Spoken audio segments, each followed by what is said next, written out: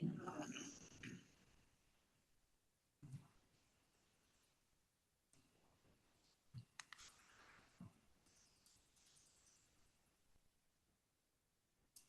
you want?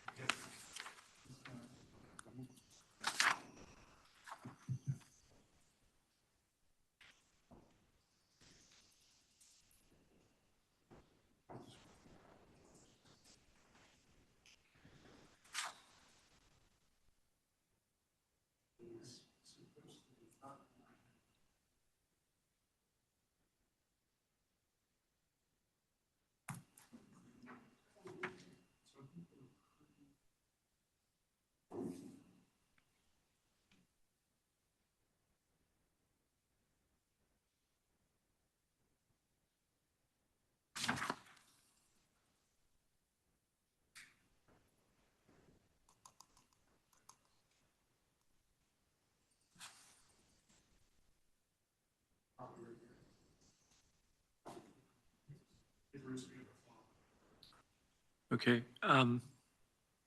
Do we have Woodland City Hall online? Okay. But we have a quorum. All right.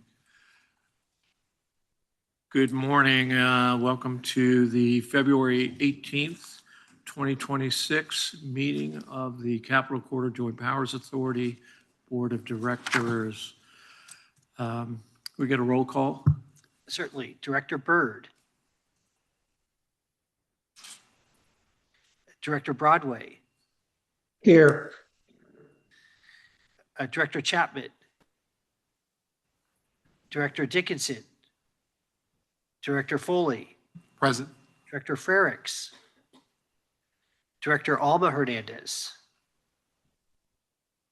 Here. Director Jane. Here. Director Lee. Director Rind. Here. Director Rayburn. Here. Director Schaefer. Here. Director Sell. Here. Director Here. Wright. That wasn't Director Wright. Director Brewer. Director Jones. Director Kennedy. Director Moy. And Director Vega. Present. We have a quorum. You forgot Vice Director Chair. Hernandez. Oh, sorry, excuse me. Vice Chair Vice Hernandez? Chair Hernandez I won't Present. forget you. and Chair Thank Hattershall. you. Here. All right. Director Foley, will you lead us in the Pledge of Allegiance? Certainly. Pledge allegiance to the flag of the United States of America and to the republic for which it stands, one nation, under God, indivisible, with liberty and justice for all. All righty. Welcome to a new year for the Capital Quarter Joint Powers Authority Board of Directors. Please note today's meeting is an in-person meeting here in the San Francisco Bay Area Rapid Transit Boardroom at 2150 Webster, the first floor in Oakland, California, with the option of participation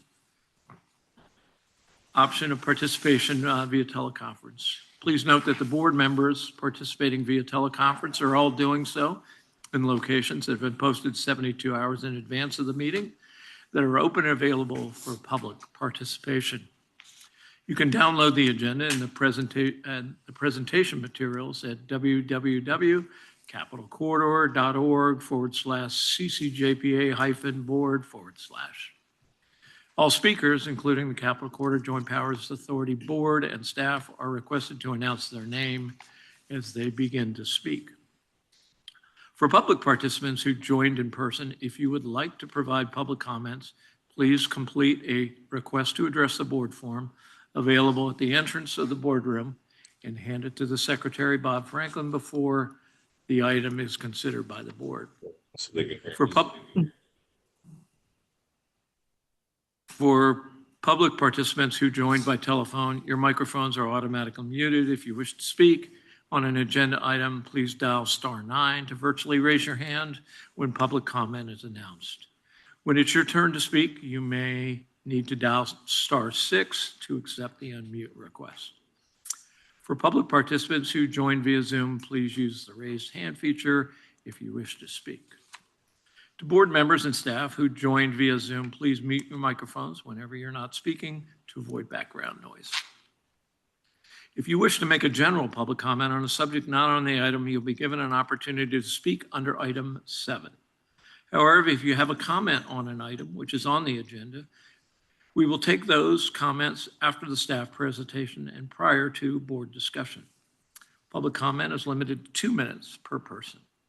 Comments which have been received via email by 3 p.m. Tuesday, February 17th, 2026, have been provided to the board and will be included as part of the permanent meeting record. Oh, let's try that. There's something on the other side.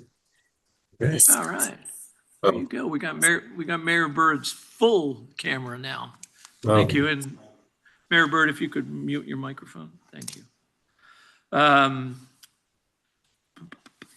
Our permanent part of the record. Comments received after that time will be provided to the board following the meeting. Board members, and in order to reduce confusion throughout the meeting, when it is time for directors' remarks, I will call for board member comments. I'll speak last in the interest of time and to provide an opportunity for equal participation. Try to keep your comments concise. Lastly, in accordance with the CCJPA bylaws, I want to take this opportunity to announce that I'll be creating an ad hoc committee for the update of the Capital Corridor Vision Plan, which I think was last adopted in 2014, 2016. So, through which policies regarding future service and capital improvements will be established. Staff will be presenting more details on the vision plan update today. An ad hoc committee was formed for the vision implementation plan that was adopted 10 years ago, and it was very productive to have the board members involved throughout the process. We're required under CCJPA bylaws to have at least 4 members on the ad hoc committee, ideally with balanced geographic representations. There'll be at least 4 meetings, primarily held virtually between now and November, possibly 1 meeting held in person. The plan is to adopt the vision plan in November of this year. Thank you very much, and that's the report of the chair. We'll now move to the consent calendar. Is there any public comment on the consent calendar? No, there's not. There was no public comment for the report of the chair either. No public comment on the consent calendar. Chair, I'd like to pull item number 3. All right, it's been requested by Director Rayburn to pull item number 3. I'll move approval of the other items. And he'll move approval of items 1 and 2. Is there a second? All right. Thank you, Director Wren. There's a motion and a second by Director Rayburn and seconded by Director Wren to approve items 1 and 2 on the consent calendar. We'll need a roll call vote. Director Byrd. Aye. Director Byrd. Aye. Director Broad. Got it. Yes. Director Broadway. Yes. Director Dickinson. Aye. Director Foley. Aye. Director Frericks. Director Alba Hernandez. Aye. Director Jade. Yes. Director Lee. Yes. Director Wren. Yes. Director Rayburn. Yay. Director Schaefer. Aye. Director Sell. Yes, I was absent from the last meeting, but I watched the meeting on the video. So yes. Director Vega. Aye. Vice Chair Hernandez. Aye. Chair Halsheld. Aye. Thank you very much. Passes unanimously. All right, well, Director Rayburn asked for item 3, authorize potential funding agreement with Caltrans for Solano Rail Hub Planning Project. A presentation on that? Or Director Rayburn, do you want to share with us your interest in that item? I'll ask if we do have a presentation. Let me have Brian Solon from our team just give the board, we don't have a PowerPoint presentation, but we can have Brian Solon from our team just give you a quick summary of what this item entails. Thank you. Yes, hello, thank you. Brian Soland here. I am a planning manager with Capital Corridor. So the Solano Rail Hub is a project that has been undergoing planning for some time. There are opportunities in this area for to connect to other parts of the region, including Napa County. And with this hub, there would be certain planning that would to look at improvements for connecting those things. There is planning happening right now with STA. STA is currently looking at a pedestrian overcrossing. And with that planning will come opportunity for considering rail improvements. Now, we went through this planning process a couple times. We did one planning process that concluded in 2022 and another that concluded in 2024. The results of that have indicated that there are certain parameters that UP would like to be seen here that we're going to include in our future planning efforts.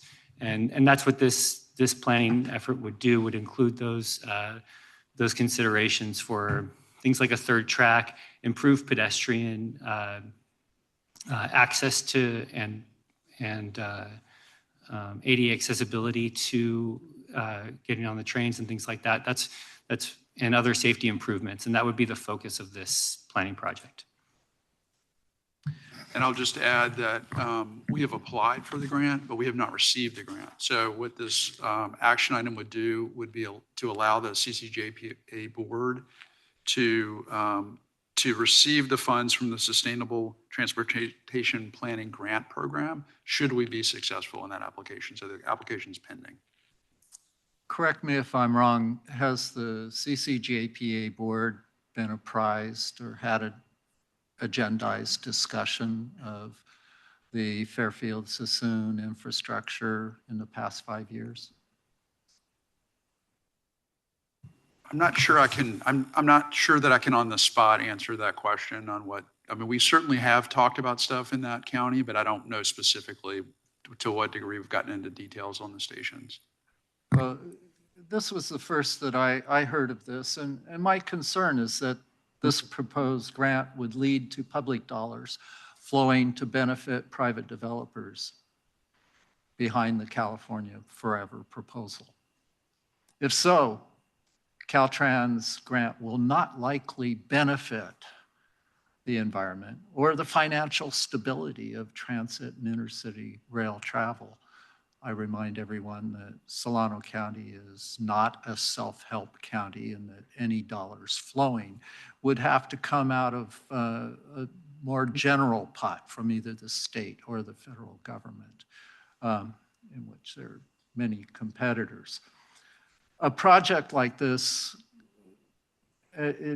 I view it as spawning a low-density development that will largely be dependent on the automobile.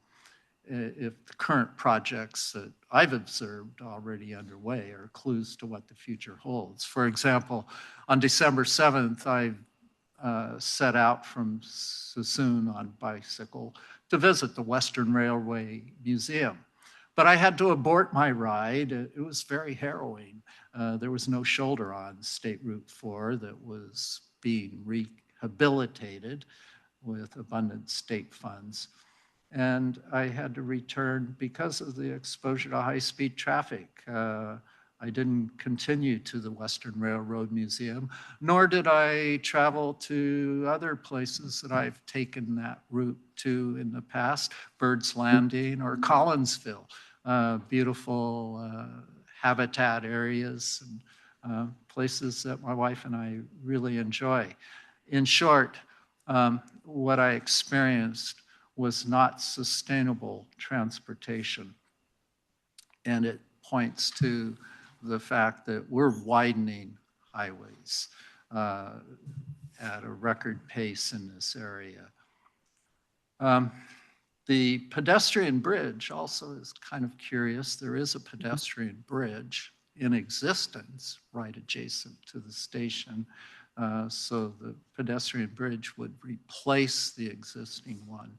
So I really feel that I need to know a lot more about the proposal to give my approval to even this modest grant. And I believe that we should always strive to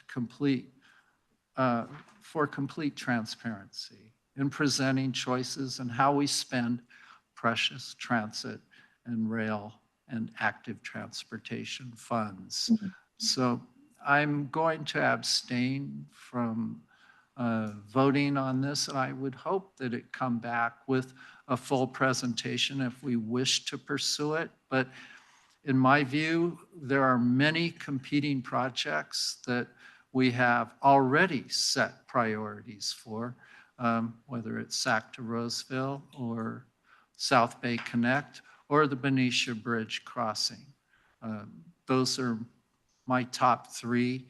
And to take on another large infrastructure project, I read the 2022 document on the Solano hub, and it price tags somewhere between 150 and 225 million dollars.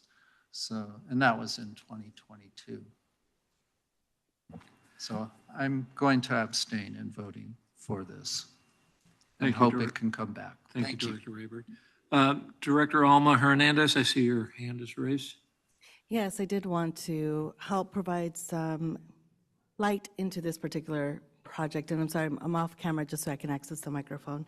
But the Solano Mobility Hub really emphasizes, and this is what's come before, the Suisun Fairfield train station received federal designation about 3 years ago. So the Solano Mobility Rail Hub is to be a location where we're going to see, and we've heard this before, that extension of track over towards Santa Rosa, and currently efforts to connect Suisun Rail, hopefully eventually to Vallejo through Smart Rail up to Napa, Sonoma Marin area. So these are conversations about why this particular station has received so much attention. Now, in regards to this particular grant and opportunity, I do want to remind this board that some of the highest fatalities that we have seen in our documents when we receive reporting includes this particular train station. So part of that pedestrian bridge is actually not only to reconnect the communities, but really to address the safety issue. Last night, the Suisun City Council did receive a report just to update us. So I just want to quickly note the Union Pacific Railroad is looking to not only look at that overcrossing that's located to also address safety and ADA compliancy, but also looking at addressing the fact that it's in their jurisdiction as well. So it's one of the reasons that they've also highlighted their work and efforts to try to improve that rail crossing in that section. As it stands, it's not really that super safe, and so it's one of the things that they're really trying to do is uplift the ADA compliancy because it currently is not. It has to do with the incline, so if somebody's on a wheelchair or has some type of mobility issues, they actually can't cross that rail crossing in the best manner that they can at this time because it doesn't meet ADA compliance. So it's one of the reasons it's being looked at, in addition to just noting that the Solano Rail Hub has already received allocation from the Regional Measure 3 or RM3 funding. So it's already been approved to receive funding, so improvements are on its way, but there's particular portions of it that are being presented to other boards for consideration to support pieces of the project improvements that still need some support for the public. So I just wanted to note those particular comments in regards to some of the things we have already seen, which is the fatality rate at this particular intersection. Thank you. Thank you, Director Hernandez. let's see if anyone else has any comments. Otherwise, we're gonna, are there any other comments by directors? Okay. I'm going to give you 30 seconds. Okay, I'm very receptive to arguments about safety. And I look at the solution at, for example, Coliseum Station, where interlockings on either side of the platform divert the train onto the platform side of the station.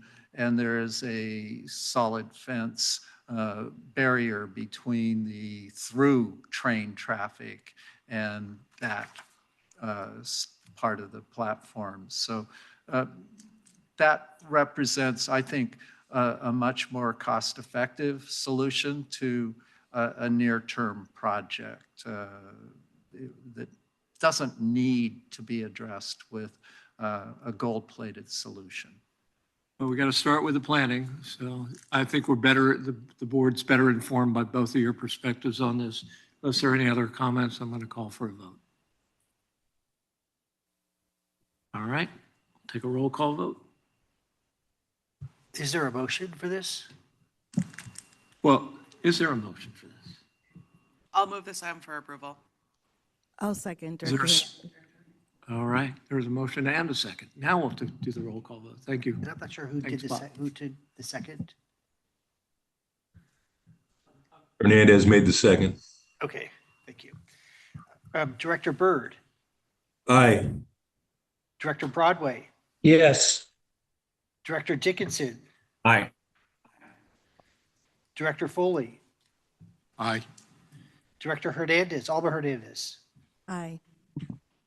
Director Jade, Yes. Director Lee, Yes. Director Ridd, Aye. Director Rayburn, Abstain. Director Schaefer, Aye. Director Sell, Yes. Director Vega, Aye. Vice Chair Hernandez, Aye. Chair Hardashell. Aye. Motion passes. Thank you very much. That moves us to an operations update. All right. Rob Paget, Capitol Corridor. So the last several months have, before I turn it over to our speakers, just a couple of introductory comments. The last several months have been among the most challenging in recent years for our service. And we want to walk you through today what has been driving our service disruptions, what we are doing to manage our current equipment shortfall, and a path forward to get to a more reliable level that is more consistent with our history as a service. Unfortunately, we've had a perfect storm of events over the last couple months that have required some changes to our service. And I will turn it over to Deputy Leo Sanchez and Charles France, who's our manager of operations, and they will walk you through. We encourage questions at the back end of this. We certainly want our customers and the board to be fully aware of exactly what's going on. With that, I'll turn it over to Leo. Thank you, Rob. Good morning, Chair and members of the board. I'm Leo Sanchez, Deputy Managing Director. Today, I'll provide a brief operational update focused on service levels, locomotive availability, and our path back to sustained full service. Before walking through the data on this slide, I want to provide some context. At the onset of the COVID-19 pandemic, Capitol Corridor reduced service dramatically from 30 weekday trains to as few as 10 weekday trains. Over the past several years, staff has taken a very deliberate and disciplined approach to restoring service. That restoration was guided by ridership demand, funding, staffing levels, and equipment resources. We rebuilt service incrementally, first to 16 trains, then 22, 24, 28, and ultimately restored full weekday service of 30 trains on December 8th with the newly adopted schedule. That was a significant milestone for our service. However, as shown here, locomotive availability has prevented us from sustaining reliable operations at that level. As availability tightened, cancellations increased, and service levels were reduced accordingly. The key takeaway here is that our demand remains strong.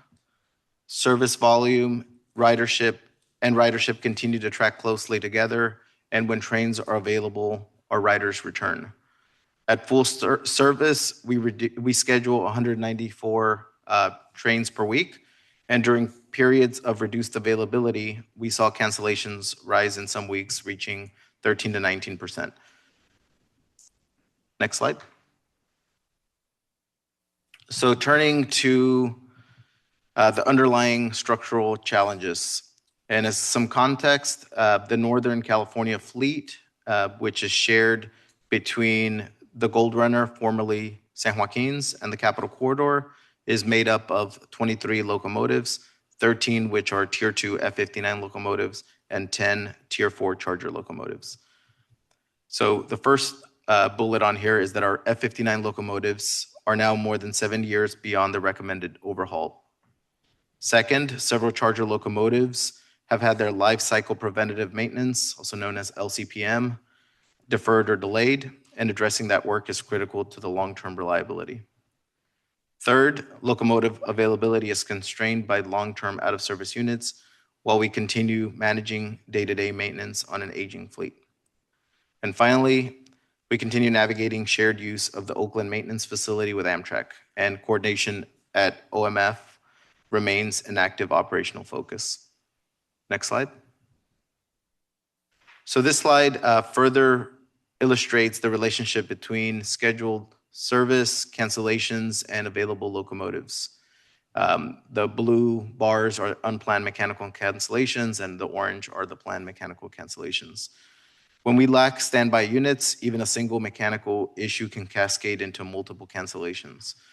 Under normal conditions, we operate with a buffer capacity, and in recent months, that buffer has not existed. The absence of standby locomotives has reduced operational flexibility and increased system sensitivity to in-service failures. Next slide. So here we're looking at weekly locomotive availability. And this again is locomotives available for both the Capital Corridor and the Gold Runner services. At full service, we collectively require 18 locomotives, which is depicted with the red dashed line. This is broken down as 8 locomotives on each route, along with 1 ready spare and 1 in maintenance. Since August, we have struggled to maintain the necessary number of locomotives, as you can see on this slide. However, there are some encouraging news in the horizon. Transit America Services Incorporated, or TASI, which is our maintainer, has recently managed to revive one of the F-59 Tier 2 locomotives that had been out for nearly 3 years, and we expect it to be out in service in the coming weeks. Next, I'll hand it over to Charles to highlight some more positive news and our roadmap to recovery. Next slide. Thanks, Leo. Charles Franz, Transportation Operations Manager. Grateful to share some of the positive news or things we're looking forward to in operations. On the good news front, the passenger car availability has continued a steady increase over time. We've been seeing an 8% increase fiscal year 26 over 25 in passenger car availability. The goal there on the dotted line is 80%, and we expect this growth to continue, and as well our locomotive fleet to slowly but steadily increase as we address some of the larger issues in overall strategy to return equipment to service. Next slide.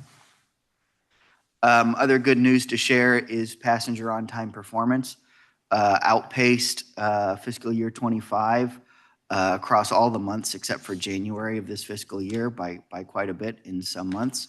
Our goal there of 90 was met for the most part. We fell down a little bit in January as well as November, but continuing to show improvement there in on-time performance despite mechanical challenges outlined by Leo.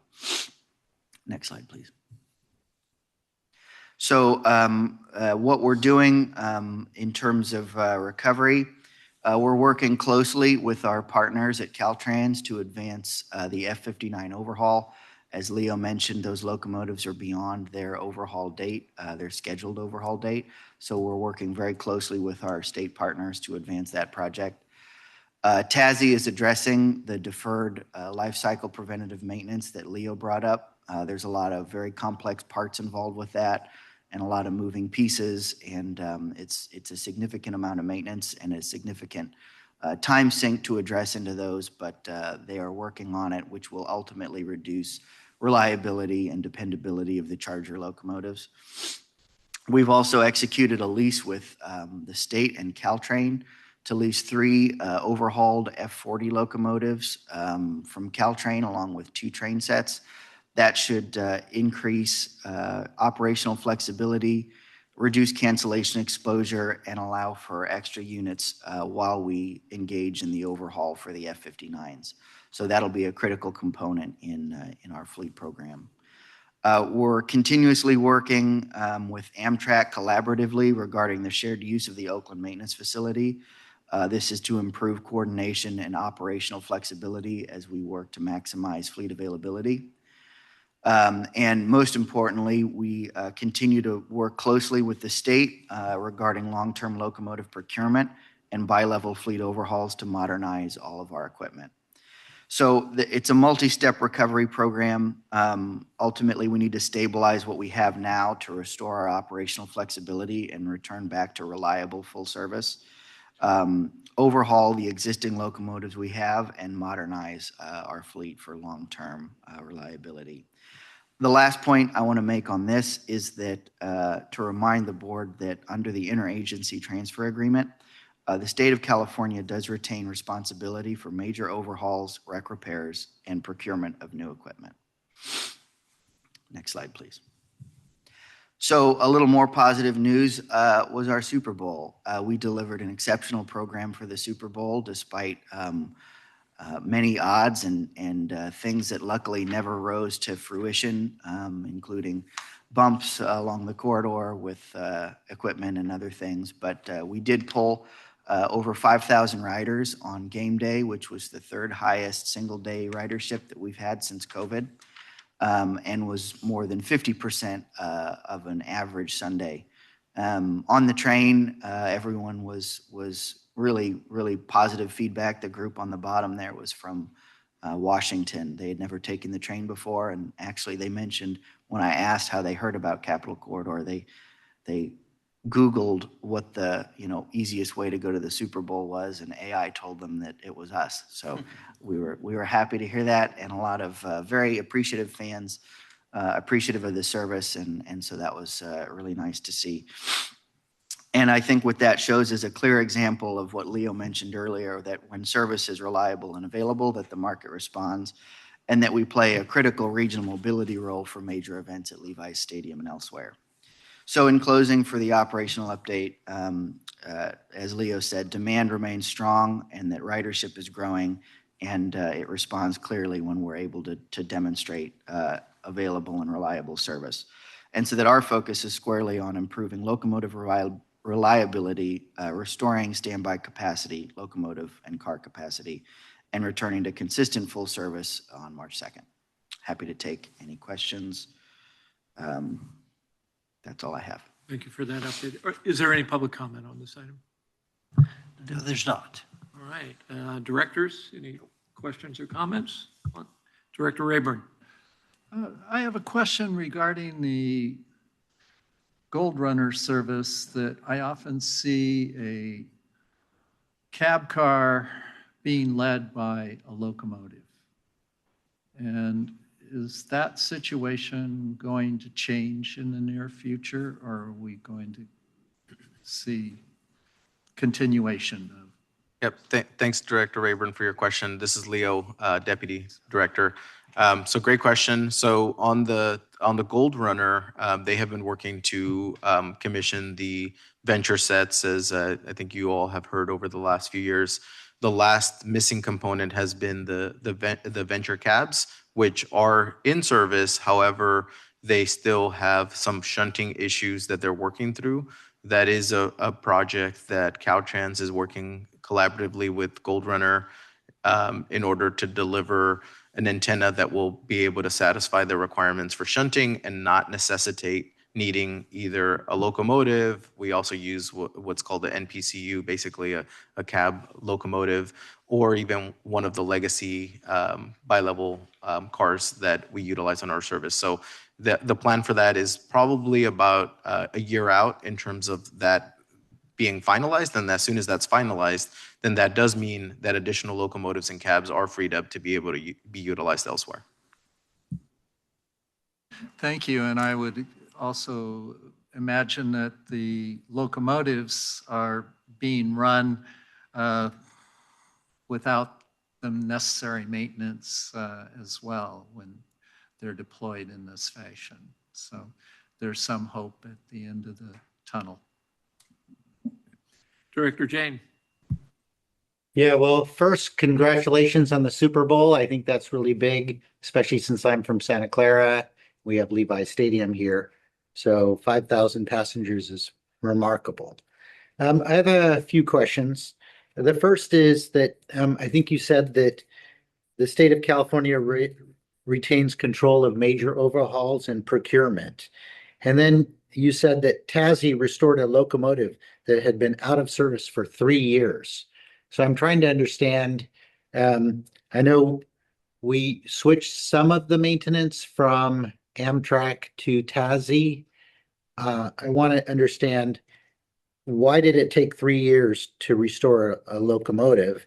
And then since on our F-59s, most of them are 7 years late on major overhauls, is the state the gating item for that? And then I have a few more other questions. Thanks, Director Jane. Leo again, Deputy Director. So first, to address the question on the locomotive that was just recently fired up. So that had been out of service for, I think, roughly 900 days. And prior to the transition to TASI, there had been some ongoing conversations about how that was going to be overhauled or brought to life. There were also 2 other units that had been out on extended out of service. One which is actually has been out even longer than that. That's a major wreck, and then another cab in a similar situation. So both of those pieces of equipment were really in the top of mind for Caltrans, and they were focused on that. And I think that there was just some delay in really being able to make a decision on how this new F-59 was going to be overhauled, while at the same time we were looking at doing the transition. So once we were close to doing the transition, roughly about a year ago, we decided, you know what, let's just pause. Let's not continue that program with Amtrak or someone else when we're in the process of transitioning. So then the transition happened, and shortly after the transition, that was one of the tasks that Caltrans directed the San Joaquin Rail Commission, which has the contract with TASI, to perform the heavy lift of bringing that unit back to life, and that's how that has come to be.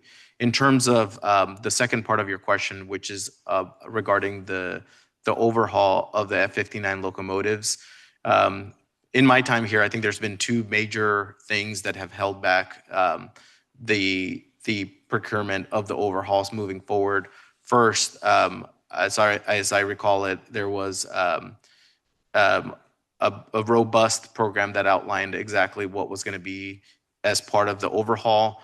That went forward, and we didn't get input from the market. I think it was not really well defined, and it was really constricted in the way that it was defined, so that procurement essentially failed. Then we pivoted and we went back through the cycle again. And there was a lot of delays in trying to move forward with the procurement and getting the required approvals within their group to be able to really have, milestone change orders and really specific deliverables to be able to manage the procurement. And they're finally there now, and they have the appropriate approvals to be able to make that happen. And they were able to negotiate and work through some challenges that they had internally within DPAC. Now they're moving forward. This is supposed to happen by June, was the timeline that we received. And did COVID have anything to do with the delays? Because we were down in the number of trains we were running. So we had excess trains at that time, right? And then the second question is, how are the cancellations communicated to our passengers, to our customers? Because it's really important that they don't learn at the last minute that their train they were counting on was canceled. Yeah, Rob Paget here. I'm going to take that question. So, and I do want to add a little bit more context to the conversation. And you heard the comments about the slowness of the procurement. That certainly was the case. And I will say, I do think that one of the challenges of COVID is it took the pressure off, right? It reduced the amount of units we had out in service, and we didn't move fast enough. Collectively, we didn't move fast enough, the JPA level and the state of California. The other thing that changed over the last several years is we had for many years been replacing our F-59s, which are the older units, with Charger locomotives, which are a Tier 4, a higher quality, reduced environmental impacts unit. And the directive was given to the rail community that we were to go zero emissions. And the intent is to do that through electrification or through hydrogen or through other technologies in development. Those technologies are not there yet, but we did stop replacing F-59s, and we have since that date continued to have the same set of equipment that we have today. So I would say the other complexity here is that the expectation of the overhaul of F-59s has been broadened to more units than we initially intended to do. We thought many of these would be replaced over time with Chargers. And then your question about communicating with our customers, we do have a very solid team here in our communications department. We push stuff out. We do it through our passenger information display system. We encourage people to sign up for notifications. We have real-time GTFS, so things like Google Maps. They do get data from us that communicates to passengers. So it's lots of different ways in which we're communicating, but we do push out information pretty actively with all of our customers. Okay, and then I just have one final set of questions. I think you said most importantly, the discussions. Wait, a set of questions or one final? I'm sorry. Okay, it's. All right, I'm going to. Okay. So remember the part earlier where I said concise, right? The most important thing is new locomotive procurements. And Rob had just said that it's problematic because they want us to go to zero emissions, which means electrify the rails, but UP won't let us electrify the rails. So the other alternative is hydrogen, and we're not there with hydrogen. I think in the US, there's only one trial of hydrogen going on. So we have this problem where the state is mandating zero emissions, but there aren't any solutions for zero emissions. So I guess my question is, does the state have a clear fleet plan for how to resolve this issue, where you want to get rid of these dirty diesels and replace them with something cleaner? Does the state have a plan for this? Because it just doesn't seem like they're giving us the proper direction for how to go. Yeah, Rob Paget again. It's a great question. And what I can share with you is my understanding is that the state is in the process of developing a fleet plan. My team does work closely with the state on equipment issues, but we can certainly convey to the folks we work with at the state a desire to see that, and we could even ask them to bring that to the board in the future. But I will say we do have a very active working relationship with the state and the other two JPAs in the state of California. But we would concur that there is a need to have a clear path forward for how we're going to procure new locomotives going forward. Thank you, Director Jane. Thank you, Director Jane. Director Dickinson. Thanks. First, I have a question, but first I want to offer the 3 F-59 HO scale locomotives I was presented during my prior service on the CCJPA board to you, Rob, in case they can help you replace some out-of-service locomotives. They won't really work too well, folks. That's my question has to do with the expectation for restoration of service, and it just looked like from the first chart that going into April we're only going to be at about 22 trains a day, and is that correct? Thanks for the question, Leo, again. So the first step that we're working through is for Capital Corridor to restore service. And Gold Runner has committed that they're going to hold off on further adding service on their end in order to facilitate this from happening. And so what that means is that when we go to maximum service, the need for us is 8 locomotives and the need for them is 7 locomotives. And then you add on top really the spares that are absolutely needed. That puts us at a total of 17 locomotives. That's essentially our target. And right now we're on track for March 2nd to be able to have at minimum that number. Okay, so what I'm trying to understand then is the recovery versus level of service, ridership recovery versus level of service chart that you showed us, and reconcile that with what I thought you were saying about getting back to 30 trips a day. So can you just tell me in April, how many trips a day do you expect to be able to run, and then say extend it? Yeah, that's the chart. So extending it to June. So where's that going? We would go back up. So right now we're running 25 weekday trains. We would go back up to 30 weekday trains.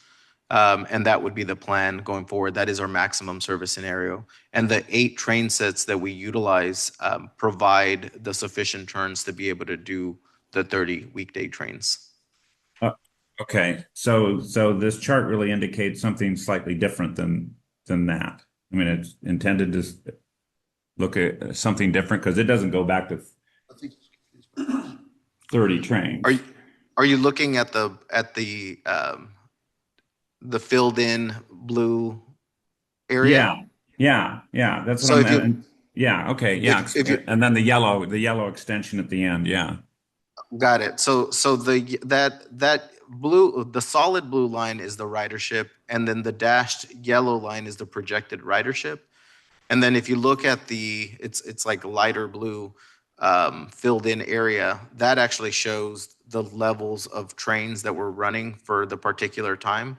So if you look right now where we're at with the temporary service reductions, we're at 25 weekday trains, and then essentially we go back up to the 30 weekday trains. Okay, I see. So that the darker blue line is not the number of trains. It has Correct. to do with ridership.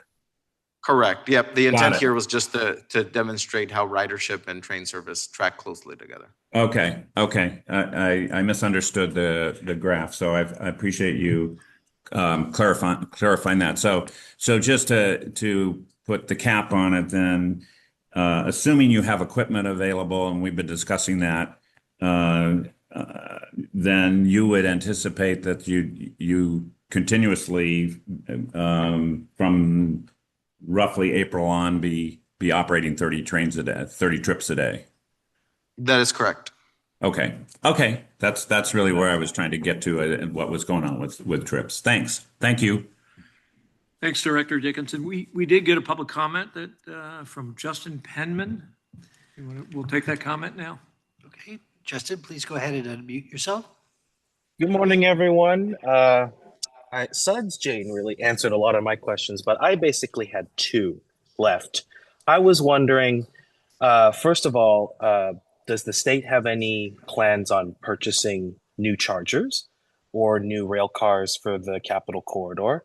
And a rumor that I've been hearing on the internet is that Siemens and Caltrans don't have the best relationship, and I wanted to see if that was true or not. But mainly the new rolling stock is my biggest concern, because it sounds like we're going to run out of trains. Yeah, Director Padgett, Managing Director Padgett, would you speculate on that?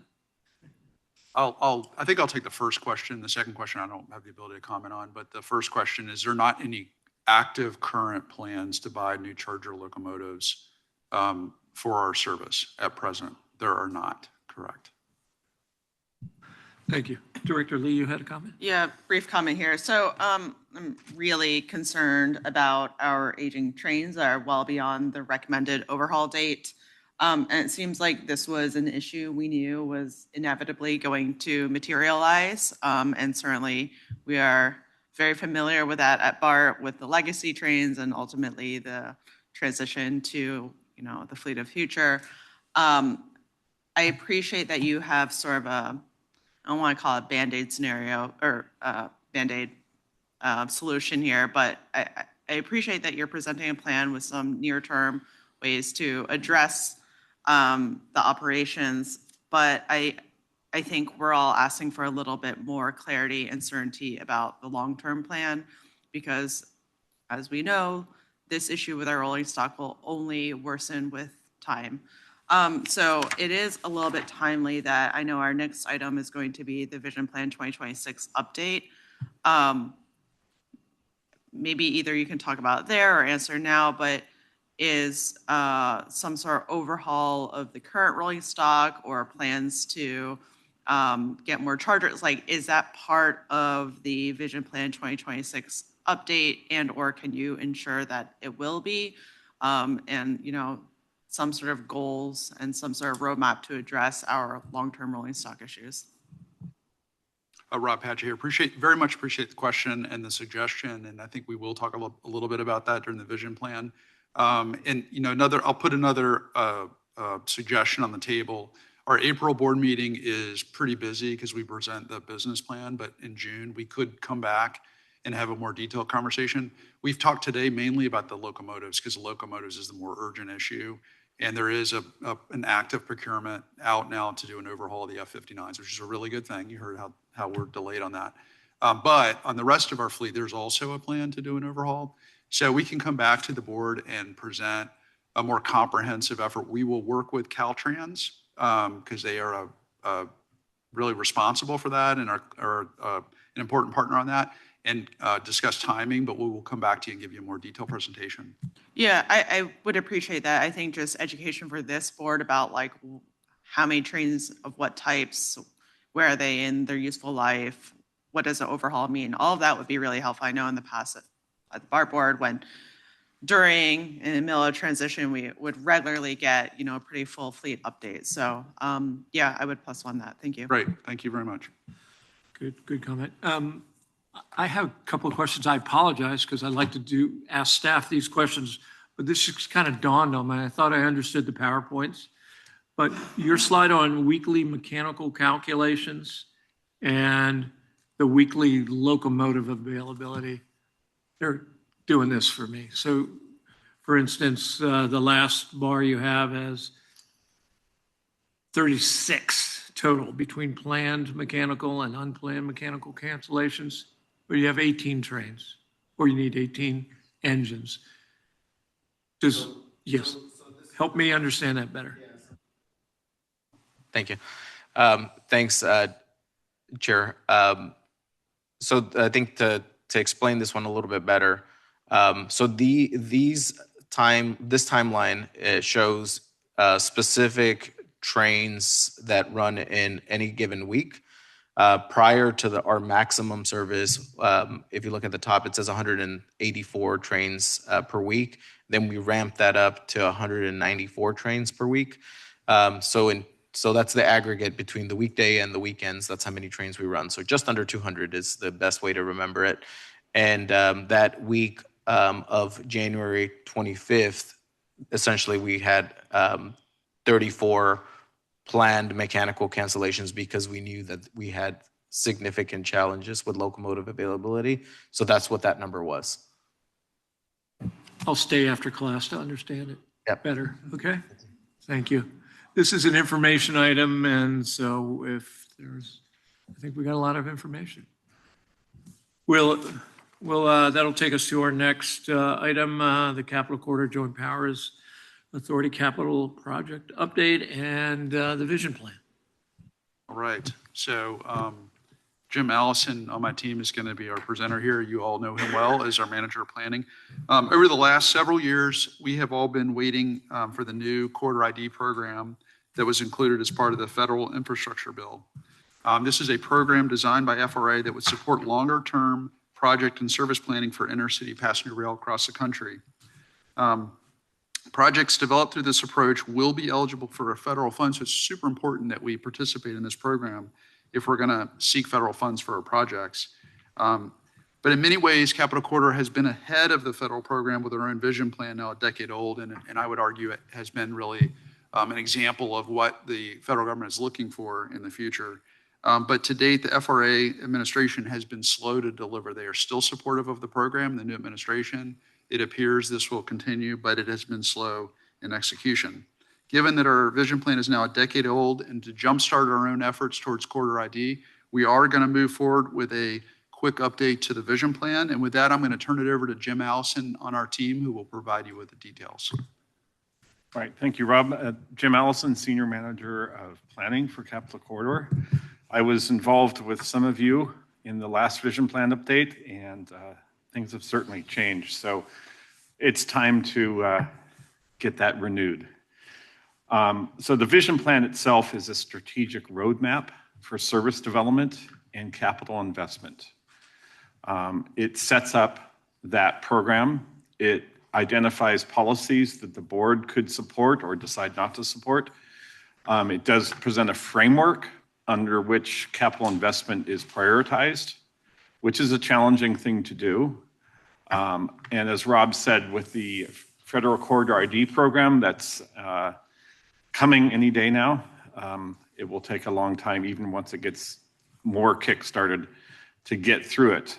So we wanted to take this opportunity to have the board express its priorities for its service vision so that we have that sort of backstop as we go into those programs.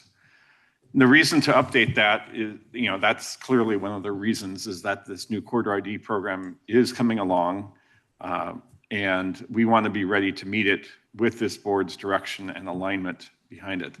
We're also, as we said, 10 to 12 years old on the prior plans, which were done in kind of two steps. And there's a new state rail plan. We have post-COVID operational realities. Things have changed, but they're starting to come back the way they were a little bit. So, and the big thing that I want to emphasize here, I think we want to take in the lessons we've learned, both good and bad, from different ways of implementing projects. So in that light, we want to do this update just a bit differently. And we want to identify our thinking in this process is around what we can control at CCJPA and what we can't control. You could say that in another way, what's the depth of partnerships that we need to implement these projects? Or is it a deep partnership that we really need to rely on, or not so deep? So this issue of direct control is really a theme of this, the way the vision plan is being organized as we're thinking about it. And quite clearly that comes across with our core realities that we're a tenant on the Union Pacific, but also Caltrain. So when we want to do big project improvements, this takes negotiations, modeling of operations, and a lot of capital investment to realize those goals. What we wanted to do in this is to organize this plan according to the context in the markets, the operations and the amenities that we can more or less control, but also reflect right-of-way ownership. So not all projects are the same, and we would organize our projects according to that controlling principle, which is shown on this slide. So rather than organize by cost or timeline, which we oftentimes don't control, we wanted to organize projects by how they get delivered. So we've determined for now 3 different pillars. One is the safety and reliability pillar. The middle one is the service amenities, and then finally service expansion and extension. So going to pillar 1, these are the sort of safety projects, the fencing, the grade separations. They always involve third party because you're doing something in the rail right away, but also involve the cities. So those are not really resulting in new, I'll say, ridership opportunities. It's just a safer way of conducting operations. I'm going to jump to the pillar 3, which is an example of our most complex projects, which do require host railroad agreement. They're transformational, they're very costly, they take a long time and a lot of resources to work their way through, all the way from the genesis of an idea to actually realizing the service frequency increase. And there could be different phases of that. And Sac to Roseville is a good example of a bigger project that has taken a long time. In the middle are service amenity projects, and these generally have a greater degree of our control. We can more rapidly deploy them, and they can also boost ridership independently of additional train service. So this could range from anything as simple as very good coffee to good Wi-Fi to convenience of tap to ride and station amenities such as passenger information, other things that we can do under more or less under our control. So those are how we are seeing the way we'd organize this vision plan is by these three different pillars. The strategic approach to this, though, is usually when there's opportunities, everybody says, yes, do that. And so there's so many opportunities to do good things. The issue is how to prioritize amongst those and keep everything in motion, keep all those tops spinning, if you will. So we look at short-term implementation, which is more your pillar 1 and pillar 2, which we can more directly control. We capture market share that we have today and build upon the rider experience that we have. The longer term work that we have is to really do these service expansion plans. And this is where more the Corridor ID framework concentrates, where you're building big business cases and securing the funds and the disciplines to secure that transformational infrastructure increase. So for participation in this ad hoc vision plan update, we're looking to have this completed by November. If we work backwards from that timeline, we would envision about minimum of 4 additional meetings. 3 of them would be maybe online for convenience, but we'd like to have identified one of them for in person. And so the staff is going to develop this plan in its increments, bring policies and concepts to the ad hoc committee and get direction on how we should craft this vision plan, hopefully aiming for a November adoption. The goal here is that timeline puts us ahead of really starting into Corridor ID. And that way we can reflect this board's vision as we represent Capital Corridor to the state and to the FRA. So the role is to review and provide guidance, get our strategic priorities correct, the policy recommendations, and ensure that we're aligned. And so the board can adopt that. And that's something that gives staff a backstop to refer to as we advance with those other processes, be it state rail planning or even the Corridor ID. So the steps today, and it was outlined earlier in the chair's introduction, was to form an ad hoc committee today. The staff will begin the draft program development, and then we would start meeting in March. The objective, just to hit on it, was to have some good geographical representation. We need a minimum of 4 board members to participate in that. So with that, I'll leave that for any questions and discussion. And we can field any of those questions as you might see them. Great, thanks, Jim. First, I'll ask if there's any public comment. There are no public comments. No public comment asked for directors. Any directors' comments? Sorry, for those of you online, I haven't done my wall yet. Director Dickinson. Thanks, Chair. I would just like to volunteer for the ad hoc committee. Okay, thank you very much. All right. Director Rayburn. I'll start with a comment, and I recall on September 1st of 2015, we had an organized tour of the Sacramento to Roseville third track project. And I think that that's a key element to building that get to yes consensus with local stakeholders. You know, there are other elements of the project that have gone sideways, but I think that is one of the elements that I would like to see us weave in to this process for any major project or the continuation of major projects, because I'd like to go out and see the exact things that are holding us up at certain points and make sure that everybody's on board and understands those elements.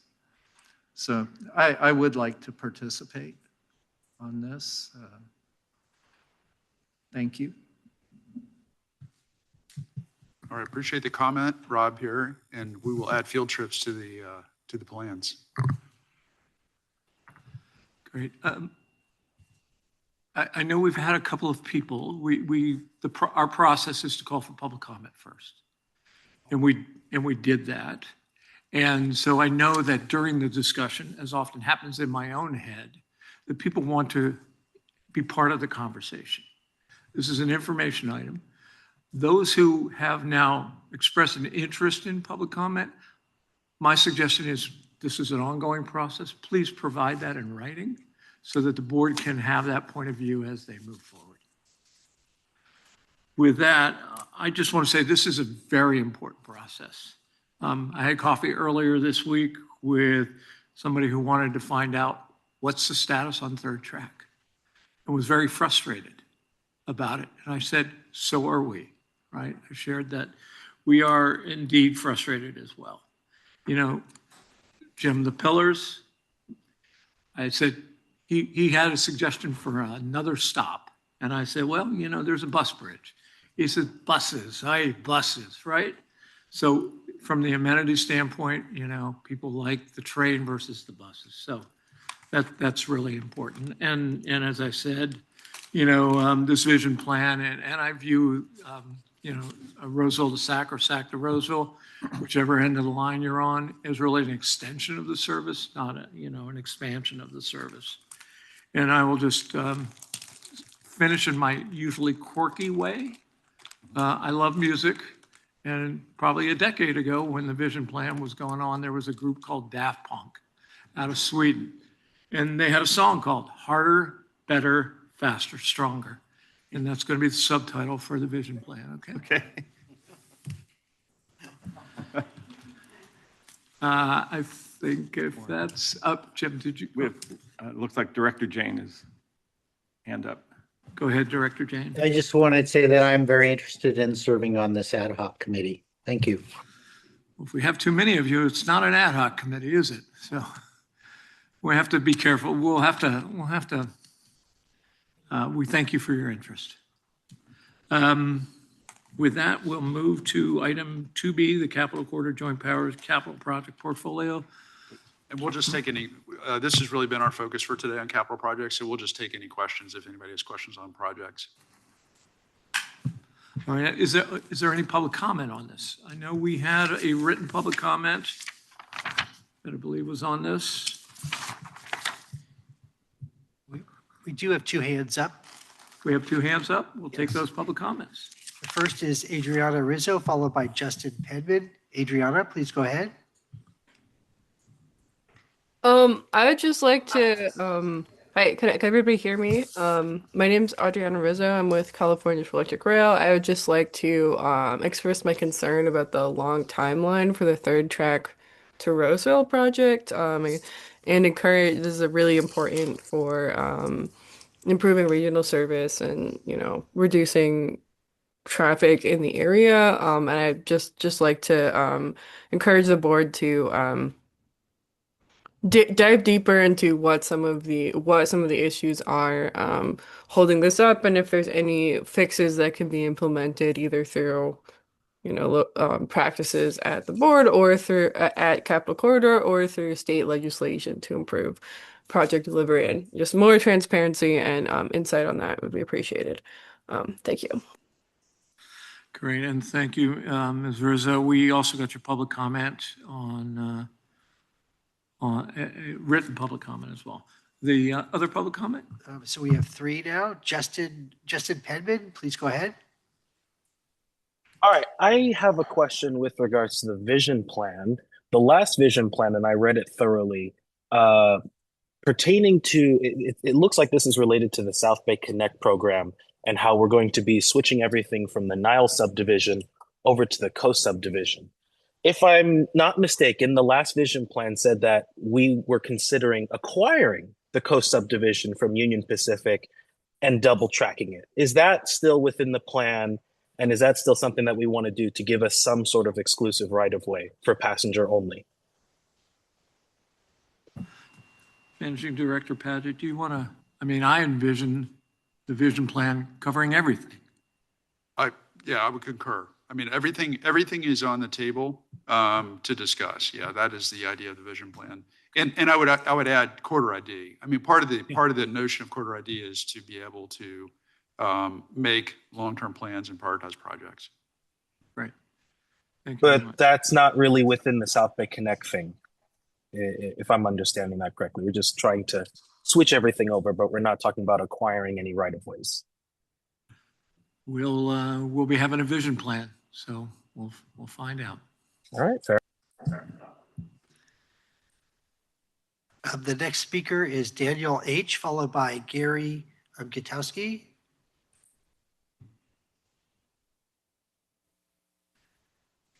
Go ahead.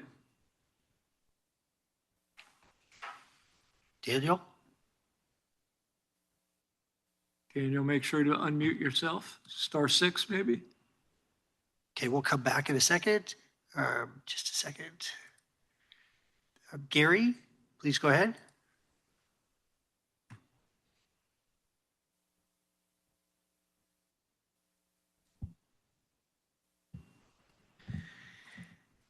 Okay, we'll try one more time with Daniel. Oh, yes, can you hear me? Yes, we can. Hello? Great. Oh, thank you. Okay. Thank you for the opportunity to speak. I'm actually a resident of San Diego County, but I certainly support the cause. I want to speak about the Sacramento to Roseville third track project's goal of increasing service. I absolutely support this. I would like to emphasize that this needs to be done as fast as possible and at least to the service specifications initially outlined by the project, which is 10 round trips a day. Certainly appreciate the comments already made on this today by leadership. And I share the frustration and the interest in sort of getting to the bottom of what's causing the delay. As a San Diego County resident who works out of the Bay Area, I do frequently fly there despite the physical discomforts of flying. I have family in LA and the Inland Empire, would love the chance to visit them without pulling what's left of my hair out on the drive up. And so I just would like to emphasize the crucial need for an integrated rail network with fast, frequent, reliable service throughout the whole state of California. Greater Sacramento is no exception, which is why I'm dialing in here despite living in SoCal. So thank you for all your work and thank you for the opportunity to speak today. Thank you, Daniel. And then we'll try one more time with Gary Gutowski.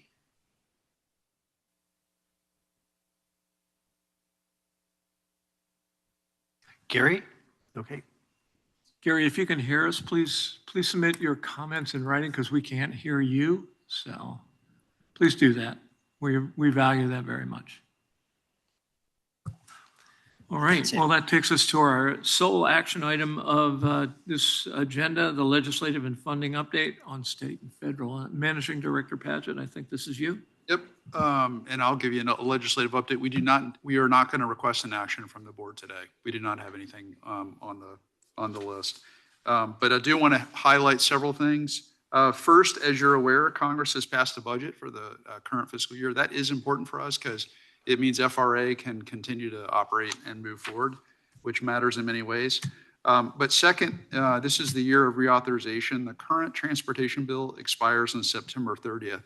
And this is a big deal for the intercity rail program because the vast majority of funds now being provided to the industry were advanced appropriations by in the IIJA. And what that means is they're not subject to annual year-to-year appropriations. What it also means is that the the funding levels, absent any change, would drop dramatically after this year. So we are very engaged in this process, and we will continue to be a part of it. At the current pace of legislative development, it does not appear likely that we will see reauthorization occur by the date in which it expires. That is very typical. That is how it has happened, unfortunately, over the last few cycles. But in addition to this funding, the legislation matters because it also sets expectations for how we pay for Amtrak services. So the allocation of costs to our services, the way we pay, that's all established in statute. So also a reason why we watch this carefully. One of the good things that we're seeing is the IIJA was included for the first time. It included for the first time a rail title as part of the overall transportation program. It does appear that that is going to continue going forward. There's been some discussion about not including that this time around, but it does appear so far that that's going to continue. And just to mention, on the advocacy front, we continue to stay engaged with States for Passenger Rail. I'm on the executive committee for that. That includes 21 different states around the country that have intercity passenger rail. Leo and I were just in DC last week meeting with states and talking about reauthorization, so we will continue to be engaged. And then California level, we work with the other two JPAs through Circle, and we'll continue to stay involved in that as well.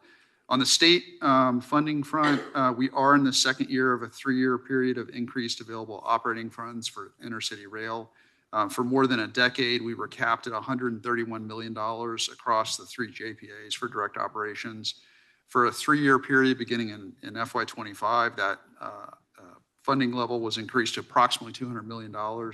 We will need to work closely with CalSTA, Caltrans, and the Assembly to address the looming decline in funds that will come beginning in FY28. And then I have 2 legislative items that I just want to mention. There's a write-up on SB 667 in your packet. I encourage you to take a look at that. Let us know if you have any questions about that. And then I did hear this morning there's a new bill introduced by Senator Blake Spear, SB 1136, which relates to special events planning for intercity rail. First read, I don't think it applies to our service, but we will give that more attention. We just got that this morning. And with that, I'll pause and be happy to take any questions. Great. Do we have any public comment on this item? There are no public comments. Do we have any public comment on this item? I'm giving those folks a chance. There are no public comments. Okay, thanks. Any directors? Director Dickinson. Thanks. Rob, I just wanted to mention there is an effort at the national level to pursue legislation to establish a national infrastructure bank. I believe the bill is HR 5336.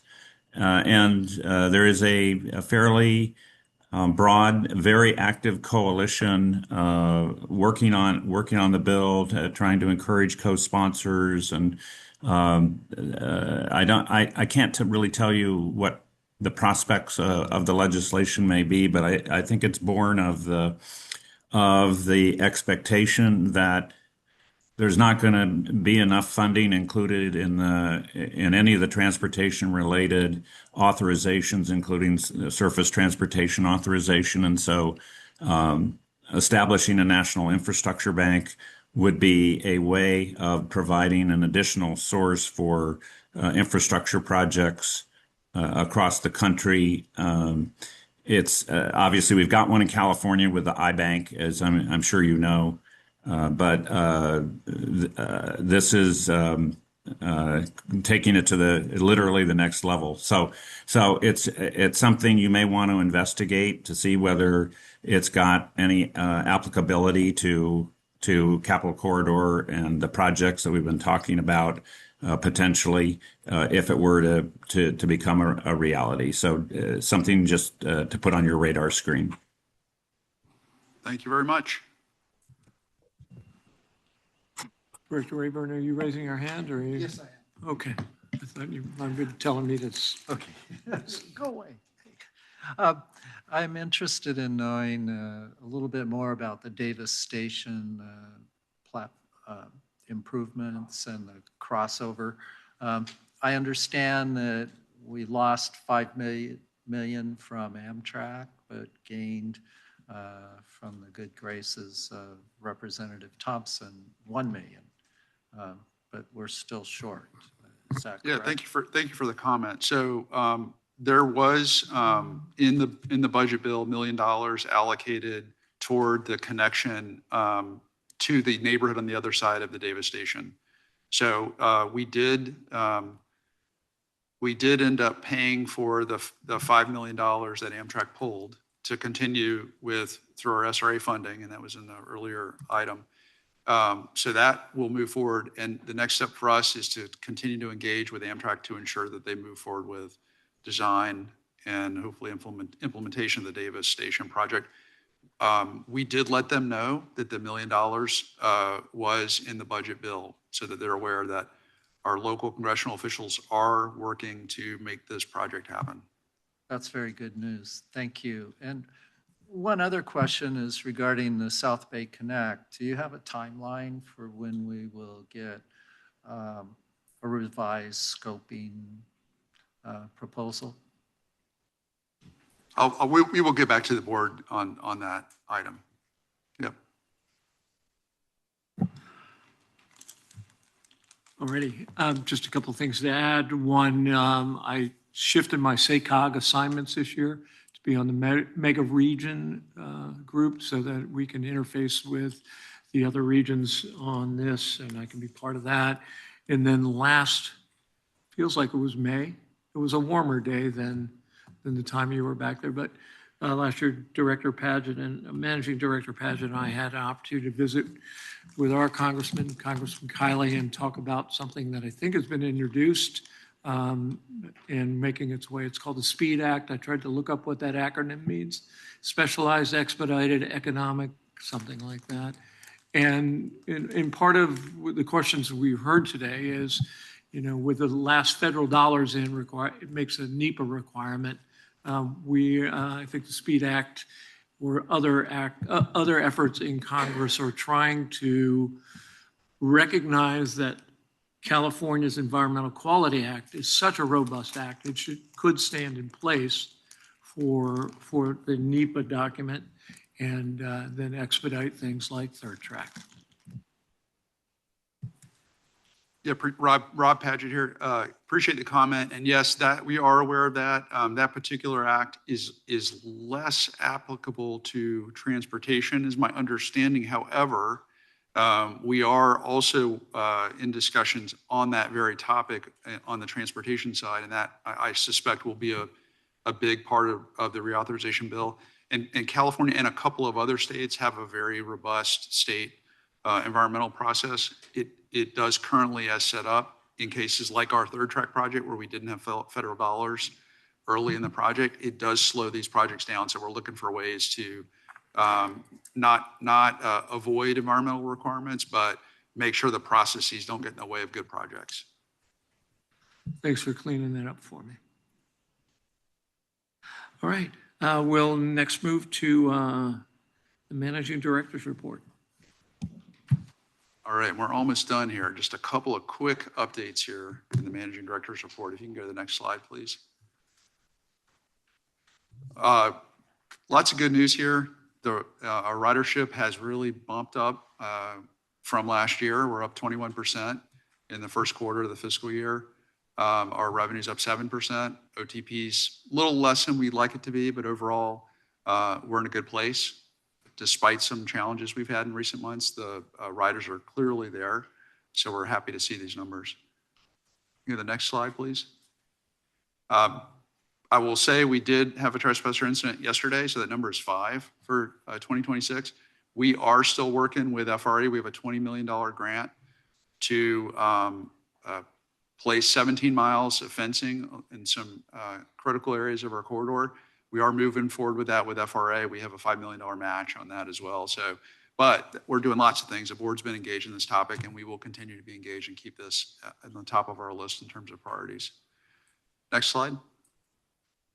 And I'll just end by saying Super Bowl was awesome.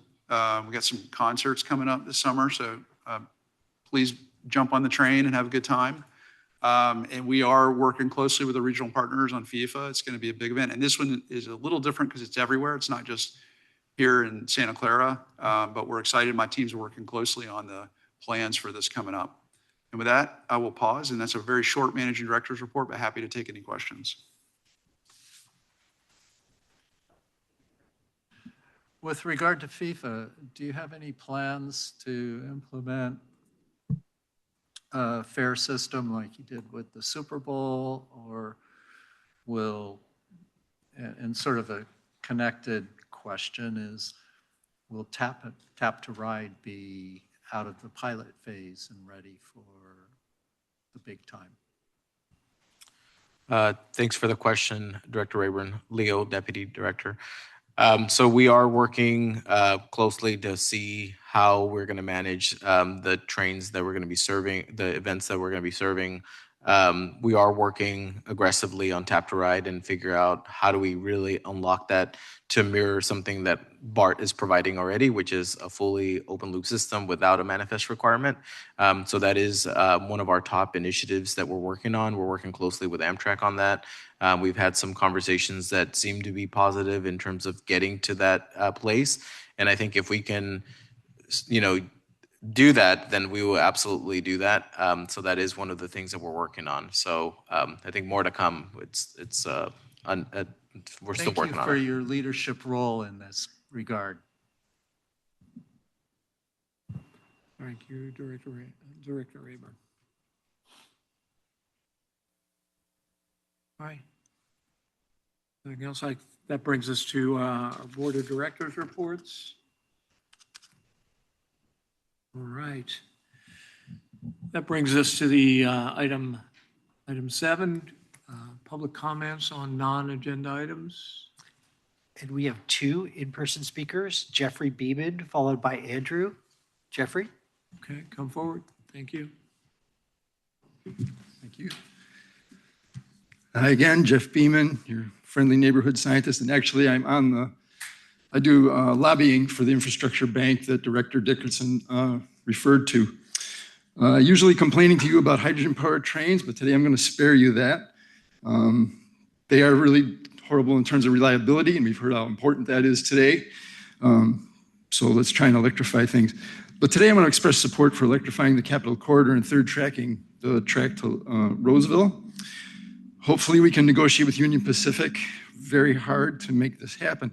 The 2016 plan called for electrification, and Caltrans in the 2024 state rail plan affirmed that vision. So as the staff works on 2026 vision, third track and electrification should be highly prioritized. You guys know that. Long-term vision and execution are essential right now. With the killing of the Chevron deference and the revoking of the endangerment finding by the EPA, Trump administration has basically declared war on the future. Transportation is the largest sector for greenhouse gas pollution in the United States. And work like what we're doing right here is what matters the most. Electrified frequent trains are our most effective mode of transportation, period. When faced with strains on the grid, electrified trains move more people with the greatest degree of efficiency, not to mention that people love the service provided by electrified rail. Just take a look at Caltrain. Their service improvements and increase is staggering. In addition, third tracking to Roseville will add transportation solutions that will encourage affordable housing along that route. So just like with California high-speed rail, we're sort of using that as a catalyst to encourage housing. With critical planning now and steadfast attention to the long-term best solutions, we'll deliver incredible benefits to both people and planet. Thank you. Andrew? There you are. Hi guys, this is my first time here. I'm trying not to be shy, but I'm a train railroad enthusiast. I'm everything for trains and stuff. I would like to ask some questions about the remaining of what will happen with the 2 locomotives that are in the Oakland Yard, which is the Dash 8s, 2052 and 2051. I would like to know if you guys are planning to give 2052 to the California State Railroad Museum instead of going for scrap. And also, if you guys could implement PTC on the 2051 locomotive. And I would also like to say about the COSUB, the Amtrak rerouting on the COSUB. To me, I think hopefully it doesn't upset anyone. I think to me it could be a great idea. And to have a new Ardenwood station there.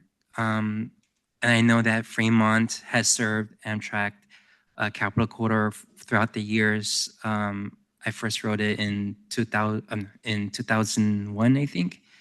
And also, I think I see there's some improvements to the Fremont Amtrak station. And I think it's either by the city of Fremont or you guys. And I would like to know if there will be a Hercules station and the Capital Corridor going to Salinas, and more trains to and from Roseville, because there's supposed to be a Union Pacific event with the Big Boy 4014. If you guys can have more trains on that day to and from Roseville, that would be a great time. And for the 250th anniversary, being wrapped on the Amtrak locomotives and waiting for those Caltrain locomotives to be on Amtrak. Thank you. Andrew, I appreciate you stepping forward and raising those questions. I'm going to ask you to stay, and when we adjourn, maybe staff will be able to provide you some really in-depth answers to your questions. Director Dickinson, you have a question on a non-agenda item? No, Or is your hand just up all the time?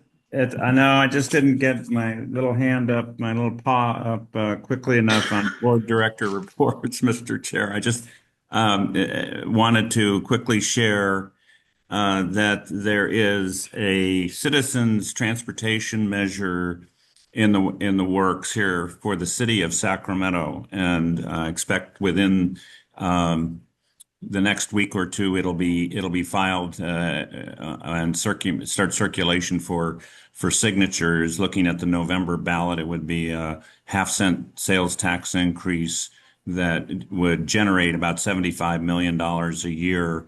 And it's just within the city of Sacramento, but there's a percent or a percent and a half. I don't recall exactly which is identified in the measure to go to intercity rail. So if we can be successful with the citizens measure, then we would have some additional funding generated out of the city of Sacramento for Capital Corridor and Gold Runner related projects potentially in the near future and continuing. So we'll keep an eye on that, keep you posted, but I thought I would just let you all know that that's in the works. Thank you very much, Director Dickinson. With that, we've run out of items. So let me suggest we all come back on not here, but let's all reconvene on April 15th in the lovely city of Sassoon. And with that, we're adjourned.